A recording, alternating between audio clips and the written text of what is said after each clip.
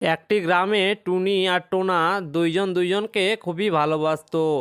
তারা দুজনে দুজনকে এতই ভালোবাসতো যে একবেলা না দেখে তারা থাকতে পারতো না। কিন্তু টুনির বাড়িতে এদের ভালোবাসা কিছুতেই মেনে নিত না। তবুও টুনি তাদের বাড়ির কথা না শুনে টোনার সঙ্গে দেখা করতে যেত। একদিন টুনি টোনার সঙ্গে দেখা করতে যায় আর তারা দুজনে ভালোবাসার কথা বলতে লাগে। তাদের দুজনের এই কথাগুলো বলা একটা টিয়া দেখে নেয় আর সে গিয়ে টুনির বাবা কালিয়াকে বলে দেয়। টিয়ার কথা শুনে টুনির বাবা কালিয়া অনেক রেগে যায় আর তাকে বলে, তুই সত্যি বলছিস তো? তোর কথা যদি মিথ্যে হয় তাহলে আমি তোকে শেষ করে দেব।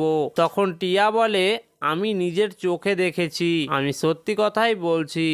এরপর কালিয়া দুজন সেনাকে নিয়ে তাদের কাছে যায়। তাদের দুজনকে দেখে কালিয়া টোনাকে বলে, এই ভিখারির বাচ্চা, তুই আমার মেয়ের সঙ্গে কি করছিস? তখন টোনা বলে, আমি আপনার মেয়েকে অনেক ভালোবাসি এবং আপনার মেয়েও আমাকে অনেক ভালোবাসে। তারপর কালিয়া বলে, তুই হলি ভিখারির বাচ্চা আর আমরা হলাম অনেক ধনী, তোদের সঙ্গে আমাদের কখনোই মেল খায় না। তুই আজকের পর থেকে আমার মেয়ের সঙ্গে মিশবি না, আর আমি যদি তোকে আমার মেয়ের সঙ্গে দেখি তাহলে তোকে আমি মেরে শেষ করে দিব। এই বলে কালিয়া টুনিকে নিয়ে তার বাড়ি চলে যায়। তারপরে কয়েকদিন পর কালিয়া টোনার বাড়ি যায় আর তাদের বাড়িতে গিয়ে টোনার মাকে বলে, তোমার ছেলেকে সাবধান করে দিও, তোমার ছেলে আমার মেয়ের দিকে যেন নজর না দেয়, আর তাকে যদি আমার মেয়ে তো দূরের কথা আমাদের বাড়ির আশেপাশে দেখি তাহলে তাকে মেরে শেষ করে দিব। এই বলে কালিয়া টোনাদের বাড়ি থেকে চলে আসে। তারপরে টোনার মা টোনাকে জিজ্ঞেস করে, ওই কালিয়া যা বলল এটা কি সত্যি? তখন টোনা বলে, মা, আমি টুনিকে অনেক ভালোবাসি আর ও আমাকে অনেক ভালোবাসে, আমরা দুজন দুজনকে ছাড়া বাঁচবো না মা। টোনার এই কথা শুনে তার মা বলে, কিন্তু টুনির বাবা কালিয়া ও মোটেই লোক ভালো না, দেখিস তোর যেন কোনো ক্ষতি করে না দেয়।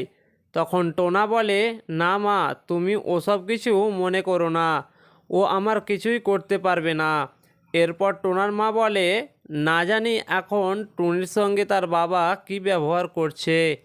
টুনিকে তার বাবা বলে, আমি যেন তোকে কোনো দিন ওই ভিখারির বাচ্চার সঙ্গে দেখা করতে না দেখি।